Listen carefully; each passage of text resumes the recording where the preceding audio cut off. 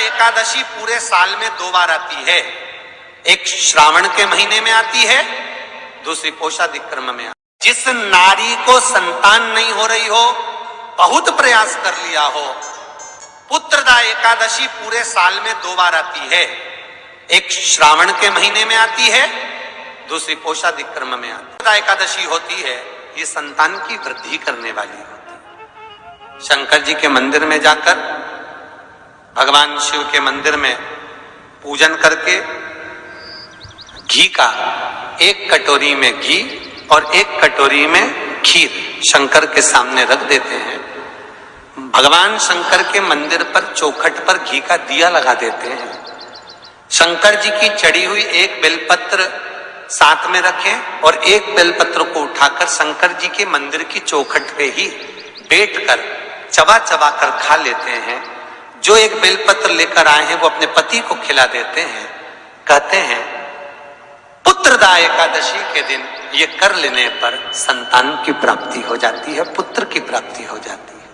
महापुराण की कथा कहती है, आप अगर विश्वास रखे हो, सफेद आंकड़े की जड़, जिस नारी का संतान नहीं हो, गर्भ नहीं ठहरा हो, सफेद आंकड़े की जड़, जिस देव अधिदेव महादेव की कथा जिस तुम्बरुका जी ने श्रवण कराई है, शंकर भगवान जिनके सामने बैठकर शिव पुराण की कथा सुन रहे हैं, उन तुम्बरुका जी का नाम लेकर शिवलिंग पे से 21 बार घुमाकर मंदिर में ही कमर पर 7वें दिन रजस्वला धर्म के जो बांध लेता है और 1 पीपल का पत्ता अवधूतेश्वर महादेव का नाम लेकर शंकर पर चढ़ाकर उसको गाय के दूध में उकाल कर रात्रि को दोनों पति पत्नी अगर पीकर सोते हैं, 3 महीने में भगवान भोलेनाथ उसकी गोद भर देते हैं। ये शिव तत्व। शंकर देता जरूर है। अच्छा, संतान नहीं हो, किसी नारी की गोद अगर, स्त्री की गोद अगर खाली रह जाए तो भी दुख होता है उसको कि मेरे घर में औलाद नहीं, संतान नहीं।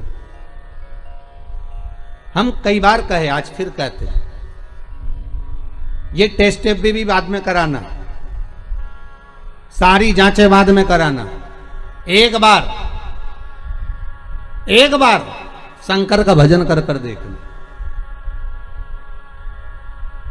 पिछले वर्ष कथा में तुमरुका जी की जो कथा कही थी, यूट्यूब पर डली हुई, अगर आप लोगों ने नहीं सुनी हो तो उसको निकालना यूट्यूब पर।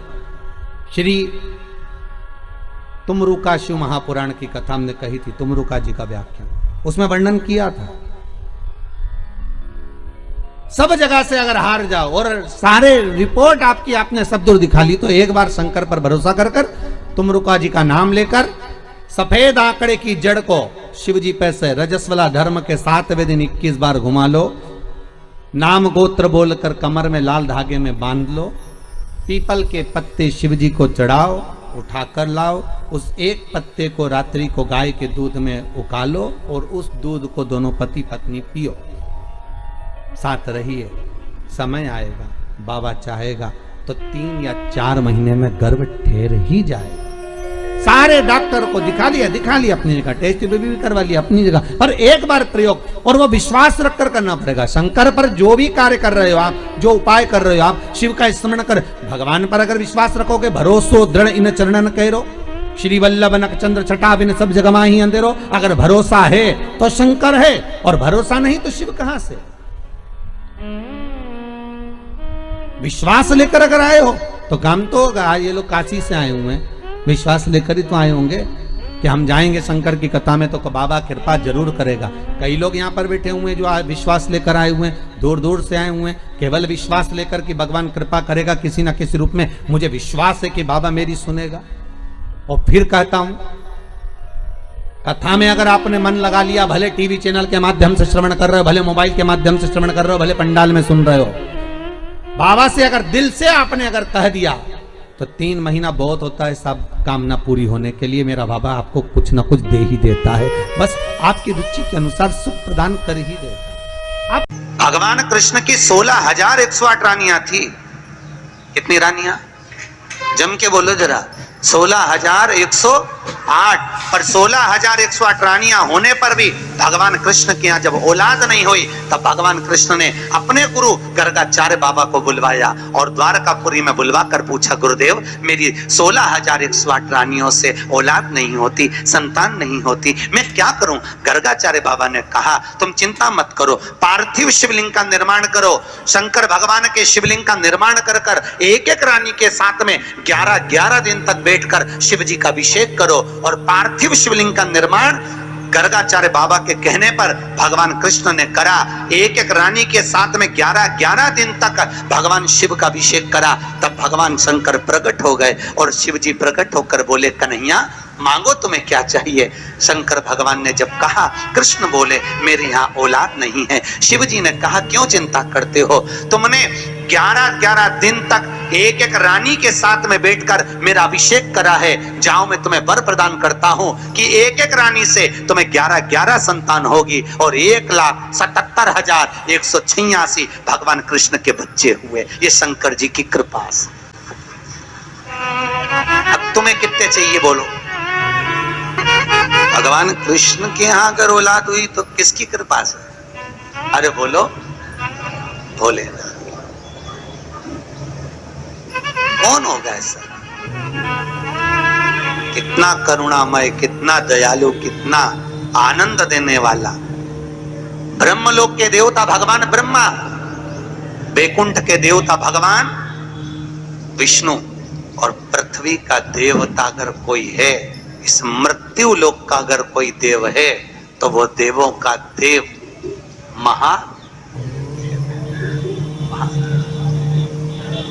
पृथ्वी का देव है, मृत्यु लोक का देव है महादेव। शंकर जी कहते हैं, भले तू ब्रह्मा को भज, चाहे तेरी मर्जी पड़े नारायण को भज, पर मृत्यु लोक का देव तो मैं हूं, पाला तो मुझसे पड़ना है ना, तब निपटूंगा तेरे से। अभी तू जा।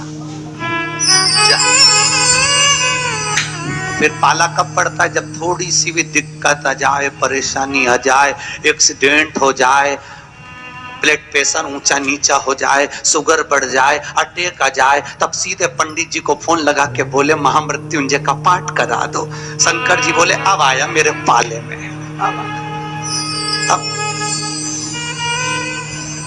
आया। और लगे हैं सब पाठ करने के लिए। भगवान नारायण का अगर विवाह भी कराने वाला कोई है लक्ष्मी से तो वो मेरा शिव ही है। कौन ने कराया था विवाह? शंकर भगवान। क्या नाम है माता लक्ष्मी की, माता जी का? अरे यहीं तो कोई ऊपर बोल रहा था, गुरुजी हमारे गुलबर्गा में तो खूब कथा होती है। आपका मालूम है गुरुजी? खूब कथा हुए हमारे यहाँ, खूब कथा चले। तो हमने कहा अच्छी बात है, बताओ जल्दी से माता लक्ष्मी जी की माँ का नाम क्या है? बोलो तो। हर हर महादेव। माता लक्ष्मी की माँ का नाम था ख्याति देवी। क्या नाम था? ख्याति देवी। कितनी लक्ष्मी हुई? अष्टलक्ष्मी। उसमें से नारायण को कितनी लक्ष्मी भी आई? 2 लक्ष्मी। एक माता ख्याति की पुत्री श्री लक्ष्मी और दूसरी समुद्र देवता की बेटी लक्ष्मी महालक्ष्मी। ये 2 लक्ष्मियां भगवान नारायण को भी आई। कौन कौन सी लक्ष्मी भी आई? जम के बोलो। एक श्री लक्ष्मी, कौन है ये? माता ख्याति की बेटी। और दूसरे नंबर पर महालक्ष्मी, कौन है ये?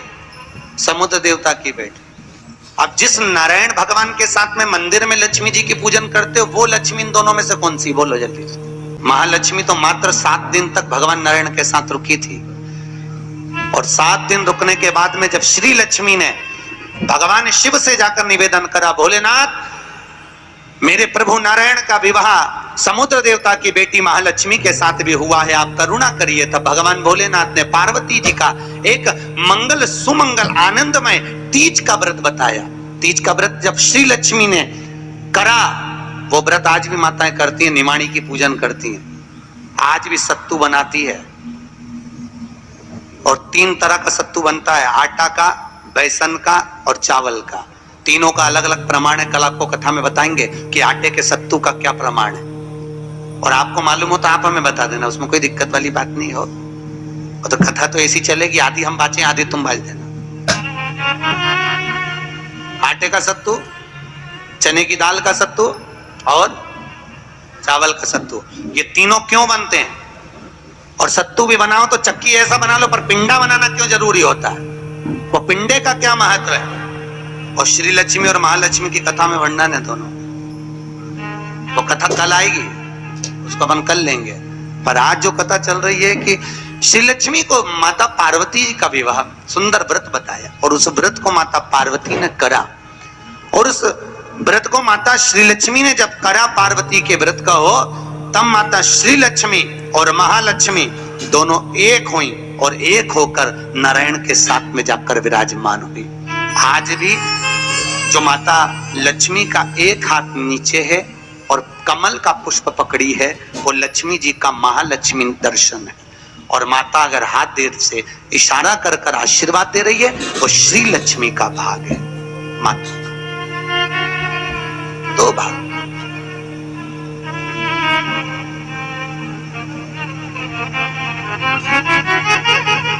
दो भाग में विराज। आज बाबा भोलेनाथ की कथा कह रही, करुणा सागर भगवान शिव जो आनंद की राशि हैं, मृत्यु लोक का जो देव है महादेव, पृथ्वी पर रहने वाले जीवों को कष्ट ना हो, उनको सुख ही देने वाले, सदा प्रसन्नता प्रदान करने वाले।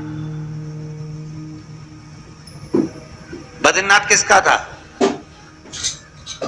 जिस बद्रीनाथ में नारायण बैठे हुए हैं, आप लोग बोलते हो ना बद्री विशाल भगवान की, अच्छे से बोलो, बद्री विशाल भगवान की। कौन बैठा है बद्री विशाल में? अरे बोल दो। तुम तो बोलने में भी घबराने लगे कि महाराज ना जाने क्या बोल देगा, पट्टा ही ठिकाने। कौन बैठे वहां पर? नारायण बैठे कि नहीं बैठे? तो वो बद्री विशाल किसका था? जिस बद्री विशाल के मंदिर में बद्री विशाल बैठे हैं, भगवान नारायण विराजमान हैं, वो बद्रीनाथ की भूमि किसकी थी? भगवान शिव और पार्वती का निज घर था। शिव और पार्वती वहां निवास करते थे, शंकर और पार्वती वहां रहते थे। एक बार भगवान नारायण के साथ में लक्ष्मी मैया भ्रमण के लिए निकली बद्री का आश्रम, अलकनंदा नदी के तट। और माता लक्ष्मी ने जैसे ही बद्रिकाश्रम को देखा, इतना सुंदर आश्रम, नारायण ने शिव जी को नमन करा, शंकर ने नारायण को नमन करा, दोनों एक दूसरे को नमन करे। और इतने में नारायण लक्ष्मी को लेकर वापिस जाने लगे, तो लक्ष्मी जी ने नारायण को रोक लिया और कहा, प्रभु रुकिए, मेरे वचन को सुनो, ये बद्रिकाश्रम मुझे बहुत अच्छा लग रहा है, नाथ कुछ भी करो पर ये बद्रिकाश्रम मेरा होना चाहिए। भगवान नारायण ने कहा, लक्ष्मी ये कभी नहीं हो सकता, क्योंकि यह शिव का वासा, ये शंकर की जगह है, ये भोलेनाथ जी की जगह है।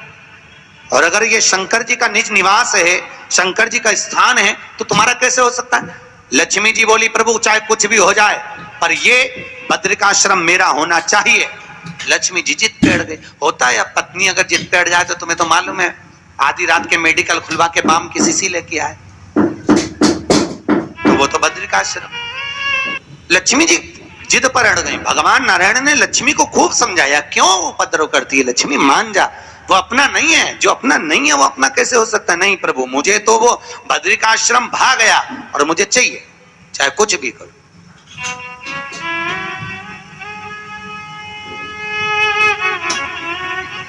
और देखो, अगर भाग्य में है, किस्मत में है, तो जरूर मिलता है, जरूर।